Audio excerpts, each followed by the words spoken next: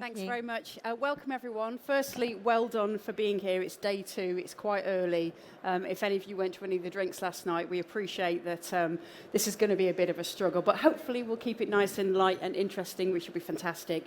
So I'm Lynn from Databricks, and we've got Lizzie and Helen who are going to introduce themselves in a moment, and we're going to have a fantastic panel session, hopefully. So first thing I'm going to do is steal a quote that Lizzie made. She said something when we were preparing for this that I thought was absolutely amazing. And she said, AI is as revolutionary to data as the computer was to the typewriter. And I completely love that. We all love that. So I'm stealing that with pride. But kind of as a starter for 10. And today you've got an absolute wealth of experience here. So I'm now at Databricks, but I was a chief data officer before. We're all data leaders or kind of previous data leaders. So hopefully we're going to take you through some kind of really interesting discussions today. So for those of you that were here last year, you may remember that Helen was on the stage with my colleague Robin from Databricks talking about people, process and platform and whether GenAI was creating this Game of Thrones.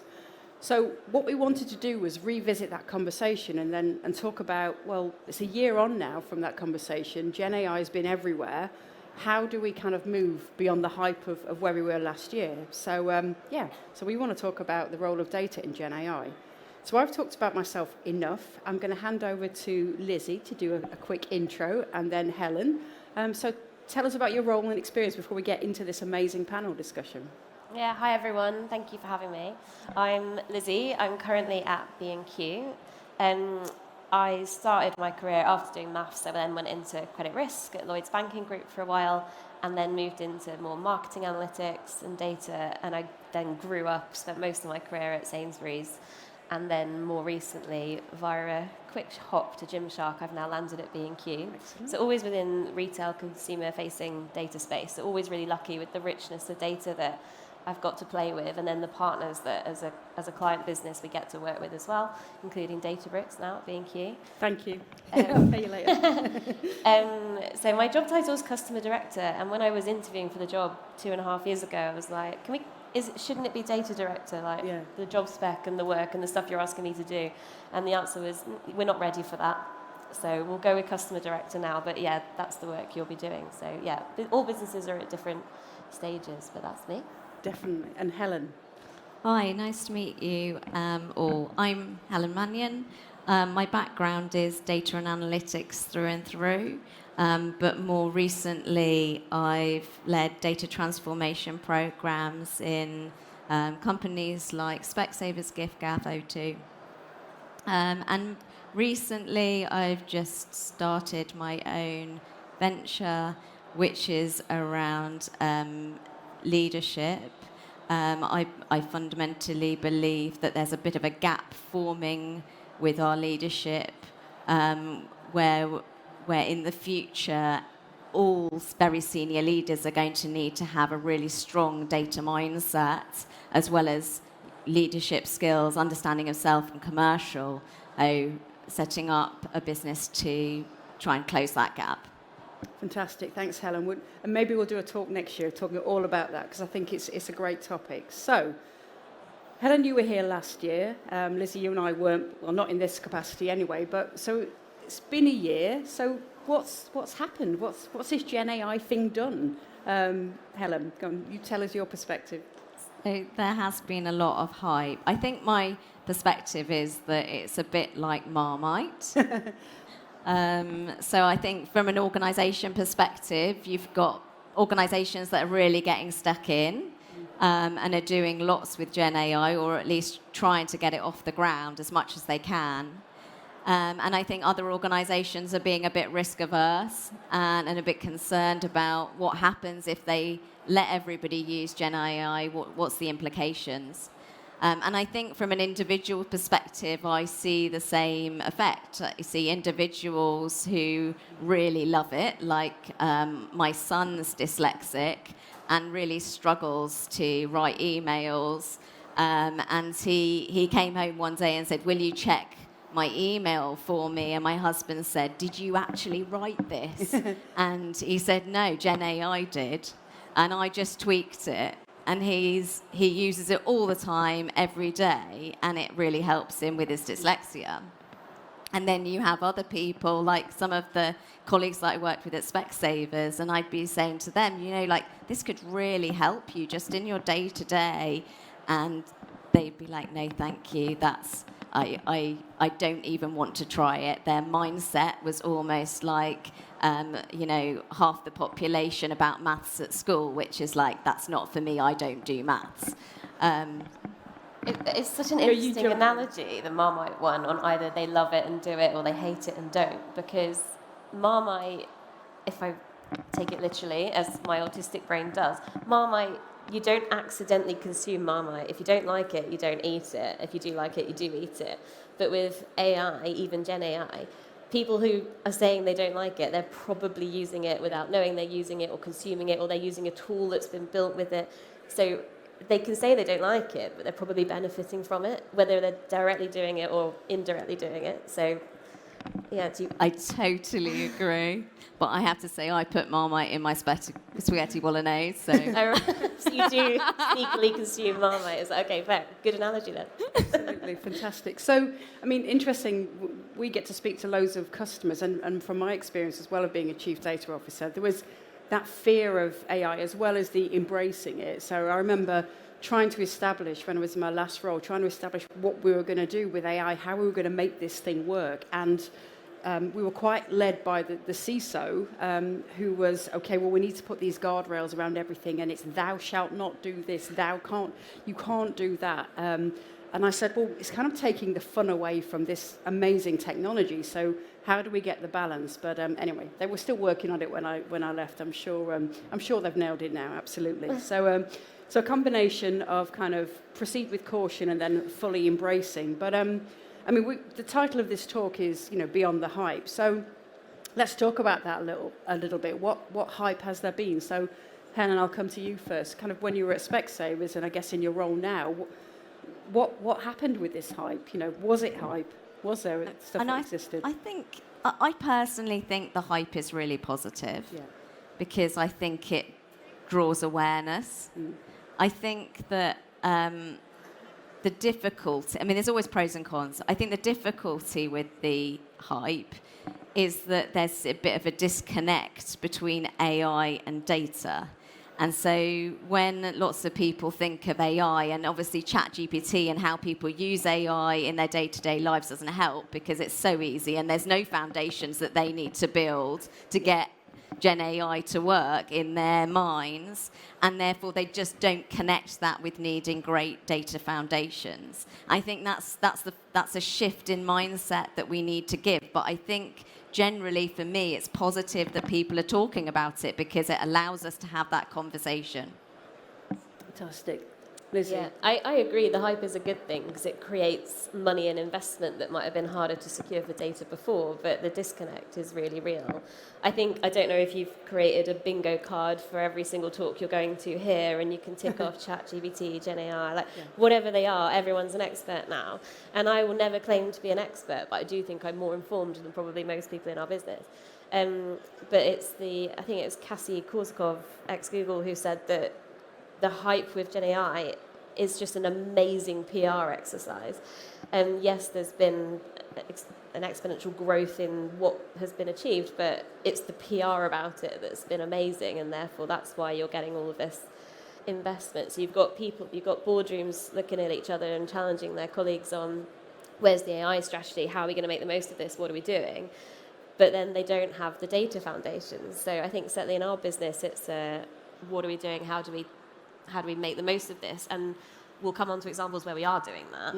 But the behaviour it creates is you don't have the data foundations, but you are investing in some other AI opportunities, which will actually, you're just going to create tech debt in the future that you're going to have to go back and deal with at some point because you haven't joined all the dots. Yeah. But it is good that it's almost bringing data back to the table in terms of investment. Like, investment is being found. And I think really good AI strategies are the ones that just expedite your actual business strategy. So rather than it being a separate thing entirely, it's okay, well, what have we got what are we trying to achieve? How do we go faster with that rather than trying to do something completely different? They're the ones that are thinking about it properly and that will succeed. Yep. But yeah, there's definitely hype, which creates spin-off teams, spin-off projects, and it's now about wrangling it back together. Because you'd look at the businesses who are probably doing quite well with AI projects, but then you ask them, do you have a brilliant dashboard that tells you how your business is doing? Do you have one consistent sales number, or do you still have 5 different versions of sales? And is now your AI tool creating another 5 for you? And you don't really have clarity on your business. So I think the data culture, data strategy is really, really important. Yeah. But this at least helps bring that argument to life. Absolutely. I mean, I think it's more positive than it is negative. So I was reading an article a couple of months ago, and it was a data leader had been in to speak to their board to get some funding for a data project, and they said, no, we're not funding data projects. Categorically, no. We're funding AI projects. So the same individual went in a couple of weeks later with an AI project. Guess what? It was the same thing under the hood, but got the funding. So I think it can be really positive. And I must admit, I sneaked through more things as a CDO under the guise of AI to kind of, towards the latter part of my time at KPMG when I was there. So I think it can be a really positive thing. I think the challenge is, and we see this at Databricks, is taking it from that, let's go out and buy things and buy technology and experiment, getting that from the experimental stage into, production and actually managing to kind of make some changes to the organisation. I think that's where it's a challenge. But I think on the whole, I think that if we can make sure that we get that connect with data and AI, I think, Helen, you made a great point that it kind of is the same thing. You can't have AI without data, right? So I think if we can make that, join those dots again, I think the hype can be a positive thing. But now I want to come on to the foundation. So we've all talked about, it's really important to have those data foundations. And it'd be great. I think it'd be great for people to hear what we all feel that those are. So I clearly have a perspective as a former CDO. So for me, the right data foundations are, having a data platform, having data governance as a concept. I know eye rolls when you hear the concept of data governance, but I think it's absolutely fundamental to have that. And things like, agreeing what your master data is, agreeing what your best data in the organisation, how are you going to categorise that, how are you going to define that, etc. I think it's absolutely critical. So I have a perspective, and that's what I was trying to build in my role as CDO. But I think, Lizzie, I'll come to you first. I mean, give us your perspective. What's the right data foundations for GenAI? I mean, I agree with you completely, but I think I have 2 answers depending on the use case. You've got the set of use cases which are delivering products for the business, and then you've got the set of use cases which is just enabling colleague productivity. Yeah. So I think for the former, which is a lot more about using your data to drive things forward, you need to have the brilliant data infrastructure, the data platform. You need to understand the data lineage, the data quality that you have, because AI is just shit in, shit out.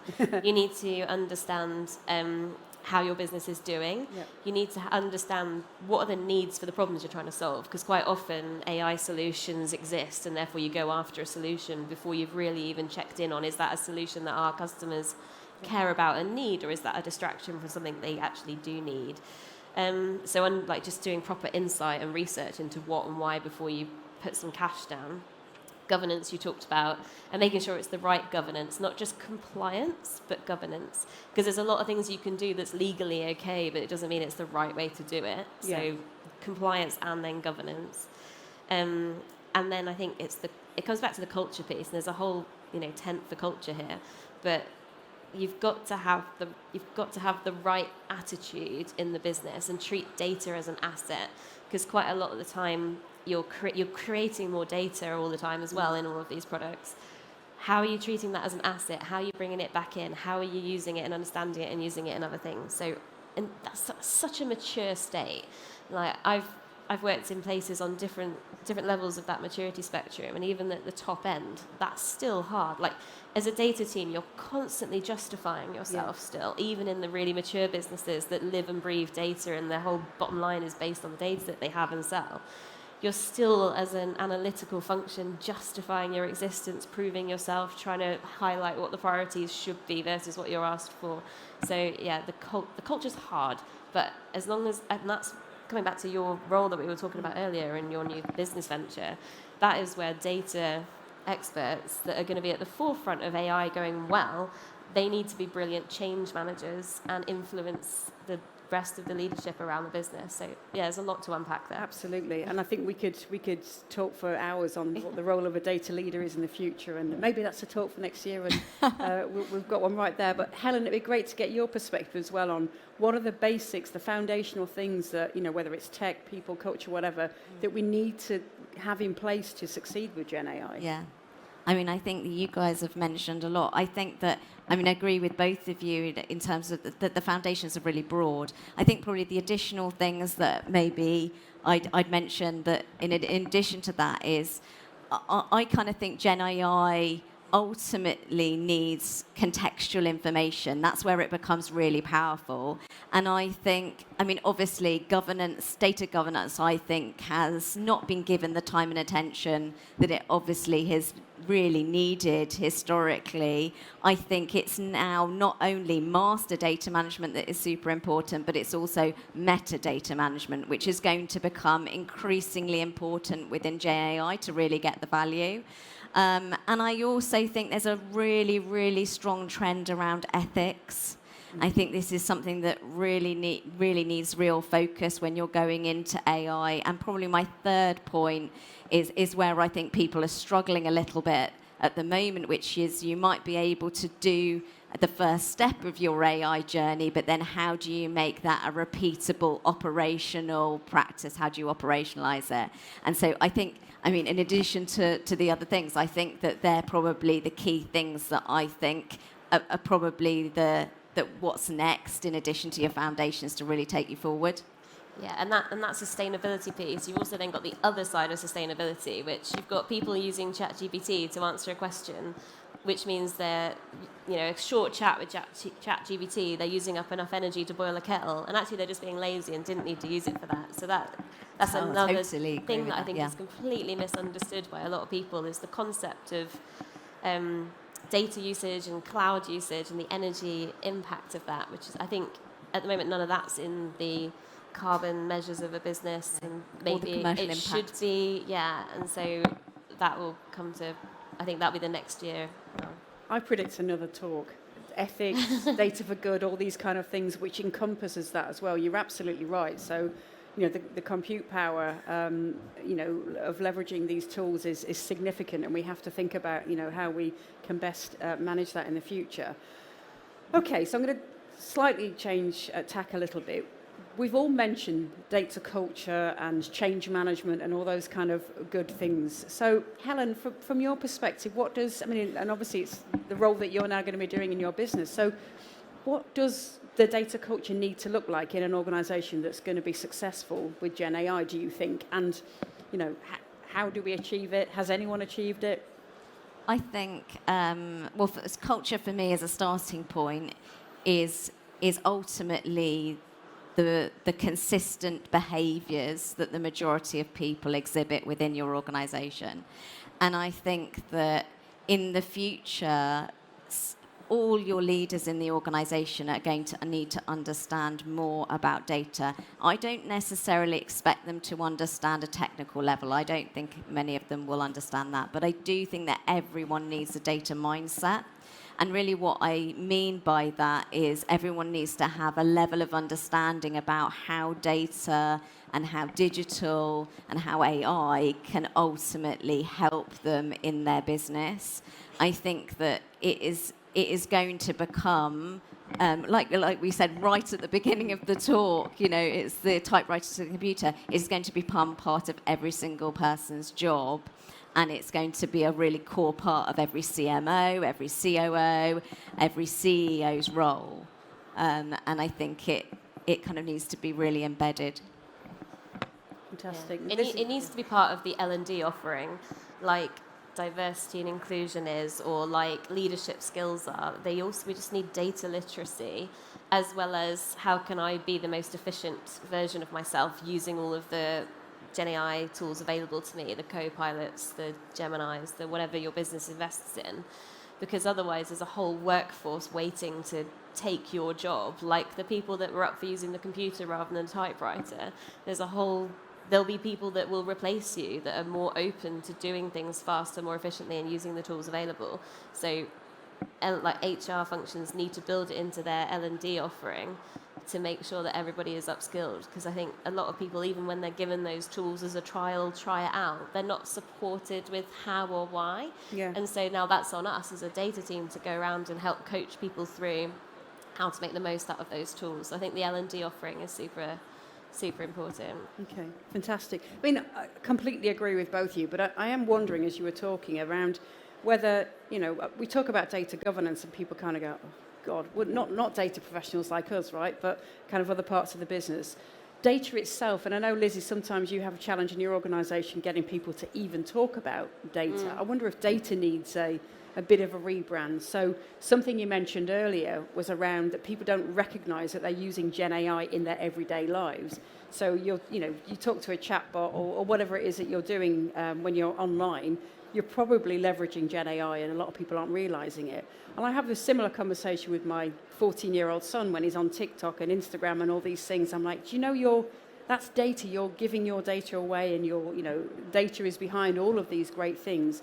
I wonder if we need to talk to potentially that generation and almost rebrand what we mean by data, because it's everywhere, right? It's fundamentally, fueling everything, but maybe we just don't talk about it. I don't know, for another time maybe, but I think it'd be a good conversation to have. So I alluded to kind of some of the potential challenges that we might be having in our organisations. Clearly not Databricks, but Lizzie, so how is your organisation leveraging GenAI? What have they done? What more do you think they could do? How is it all working there? So there's loads of examples. Yeah. One simple one is using customer predictions and personalization to then offer on the website. We have a few products often that aren't available. Yeah. And so whilst also trying to address that issue, underneath that we can say other customers looked at, other customers bought, frequently bought together, some of those models, and now 10% of all of our online sales come through clicks through those models. Across our broader business, we own other banners like Screwfix, Castorama, Brico Depot. So in Castorama, we've got now a chatbot online called Hello Casto, and you can have a conversation about the product you're looking for and where it is. And actually in Screwfix now at the moment, we've got a product called Lens, and quite often, especially in the trade market, you'll have loads of different nuts and bolts and products and tools, and you just need the same one again. And rather than having to look up exactly what item, what size, you can just rotate it in front of a camera, and then we'll tell you what product that is and how you can buy it straight away in stores and stores. I love that. Yeah. I love that. And we're looking to roll that out across the other banners. So that there's some of the more front-end shiny versions of GenAI use that we're doing. Yeah. And then in the back end, there's a lot of work we're doing to help just our basic data strategy. But to our earlier point, we're using some of those shinier things to justify investment, to then secretly do some of the simple foundational things that we need to do. But they're the ones at the moment that are on paper so that we can influence the business to invest. And how much of that is true GenAI, and how much of it is AI, but you've kind of had to rebadge it almost to kind of...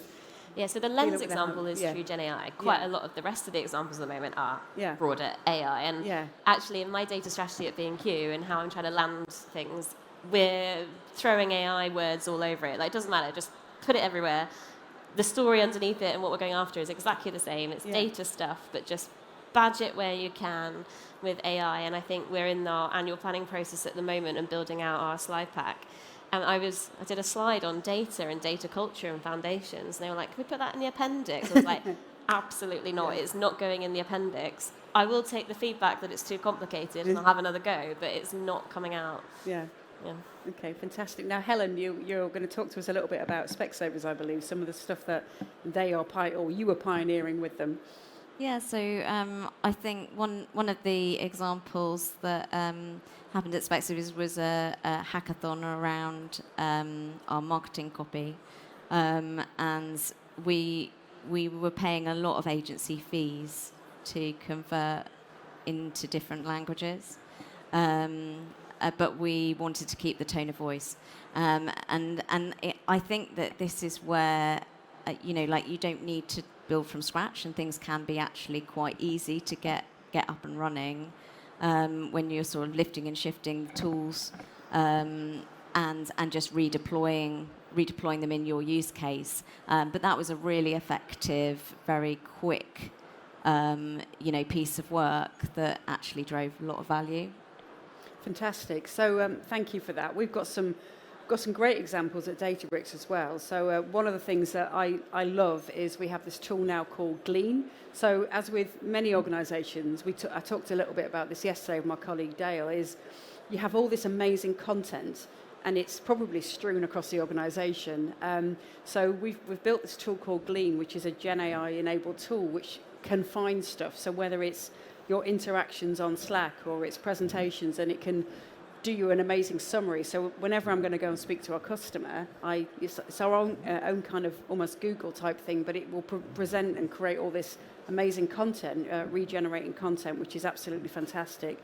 And I mean, that's kind of, they were the main use cases when I was at KPMG we were going after, was that kind of reusing of all the amazing content, again, which was amassed over years all over the organisation, how we can reuse that and turn that into something which is even better. So that was amazing.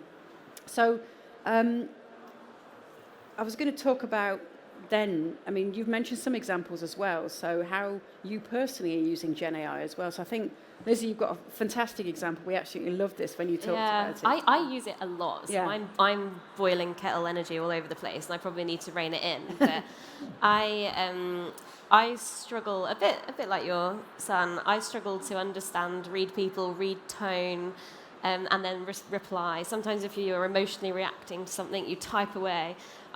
There's a brilliant tool called Goblin Tools. It was built by, I can't remember his name, but he credits himself all over the tool.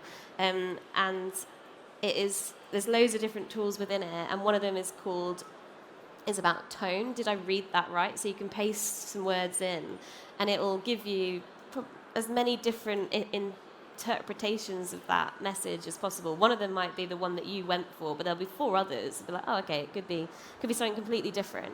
And then you can say suggest a reply, and it will build a reply for you. And you just come across as a way more emotionally intelligent person than you actually are. And you can also write your email and say, make this less snarky, make it more professional, or make it shorter, and it can just help speed up and summarize what you're trying to achieve. There is an option to make it more sarcastic. Don't accidentally click that, because that's not what you're in. I really want to try that. Yeah, we should. What's the name of the tool again? It's called Goblin Tools. Goblin. Yeah. Okay, fantastic. Love it. Go and have a look. I want to make my emails more snarky, definitely. I won't never Less send snarky. any. No, more. Just for fun. Okay, that's such a great example. I think we should all take a look at that. And Helen, you've got some as well, haven't you, that you're using? So I'm kind of the same as Lizzie. I use the GenAI all the time. I find it incredibly helpful for a variety of sort of everyday tasks, like writing long emails and those sorts of things. But I also run a holiday let business, and although this isn't a GenAI example, I think maybe does sort of highlight maybe a different view of how you use data and AI for benefit. But about 6 months ago, I decided to completely run the company myself. But I had a full-time job, and my husband had a full-time job. And so we didn't want to spend any time actually operating the business. And so I effectively decided to buy a property management system. I integrated that with all the online travel agents like Airbnb, etc. Integrated it to a website. Purchased an AI pricing tool that integrated in, automated all the customer comms, built a digital guide, and I now send about 1 email a week.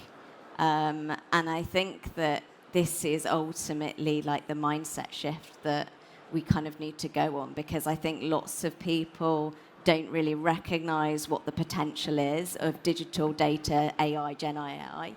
And I think when you really apply that mindset shift to, well, how can I achieve this in a different way, but actually get better outcomes than I had before, it really puts a different spin on it. I mean, that's incredible. The fact that you talks about joining things together and kind of engineering stuff. I mean, that's incredible. So, well, the other thing actually that's worth saying is that I've worked in data and analytics all my life. yeah. I think that if push came to shove, I could probably still write some SQL, but otherwise I can't do anything technical these days. So I did all of that with like pretty much zero technical knowledge or ability. And I just think that also is just a really important point, because this isn't, I'm not an engineer, I'm not a coder. Susan will laugh at me. Okay, that's absolutely fantastic. So it's been a kind of a whistle-stop tour to this point of everything that we've seen, observed, what we're doing. So it'd be great to get some pearls of wisdom for people who are continuing on their GenAI and data journeys. And Helen, I'll come to you first. So how can we move beyond the hype and actually, make this GenAI thing a reality in our organisations? What's your perspective on that, your pearls of wisdom? I'm probably a bit biased, but I think we kind of need to shift people's mindset, and I think that comes from making it real. Yeah. Talking about real examples, showing people. I think when people are sort of scared of GenAI and exploring it, it's often because they don't really appreciate that it's as simple as a Google search bar. Yeah. And I think that when you make it, a reality and you show people what's possible, it brings it to life. And I think that mindset shift goes a long way to then what they explore next. Okay, fantastic. Lizzie, give us your view Yeah, as well. no, I agree completely. Yeah. And there's still times when it's not necessary. Yeah. Like a stupid example, yesterday was one of my colleagues' 40th birthday, and I wanted to write him a really nice message. I was like, AI can do that better than me. Write Will a nice 40th birthday message, thank him for all his hard work, blah, blah, blah. And then you get this essay, I'm like, no, shorter. Then you get this short one that's too brief and rubbish. I'm like, I'll just do it myself. Yeah. So waste of time, waste of energy, not a good use case. But I think otherwise, I think half of the benefit of GenAI will be on employee efficiency. So it's definitely working on the workforce and the everyday tasks, not birthday messages. And then the other half is actually driving your business forward and having a strategy. I think the problem with having a GenAI strategy, which is separate to everything else at the moment, is you'll end up creating things that you're basically saying will solve by magic. And if the word magic works in the sentence that you've put AI into, then it's probably not. You haven't thought this through. I'm trying to think of an example, but let's use AI to automate a panel conversation. If you can also say, let's use magic to automate a panel conversation, if the sentence works, then actually you've missed out the actual work you have to do. So if you can use the word magic, you haven't done the work. So then it's thinking about, well, not just use GenAI, but what do we actually want? What do we actually need? What are the requirements? What's the use case? And I love your holiday let example, because that's the end-to-end business.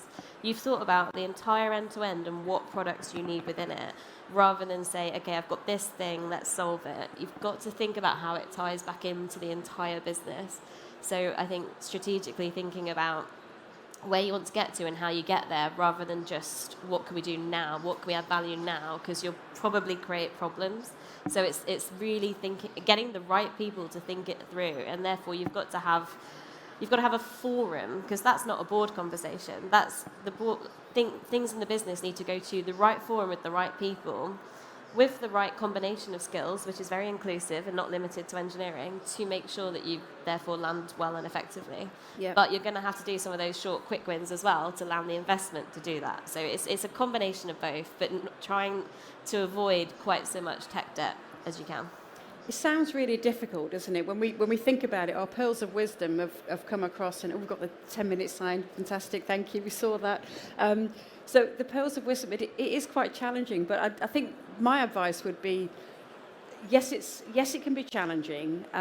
Yes, there are a lot of, in an ideal world, you'd have all the great data foundations in place, but I think remember that you have to get started sometimes, so don't be afraid to get started. I think one of the key things you've said there is don't expect a GenAI strategy to be different from your business one. If you're not trying to solve things that are true, genuine problems because it's part of your business problem, then then it's not really going to work as a strategy. Similarly with a data strategy, when I was writing data strategies, I wanted to understand what the business was doing, what was the business strategy, how was data going to enable that. So I think it's absolutely key to keep those things aligned as well. But yeah, don't be afraid to get started would be my perspective.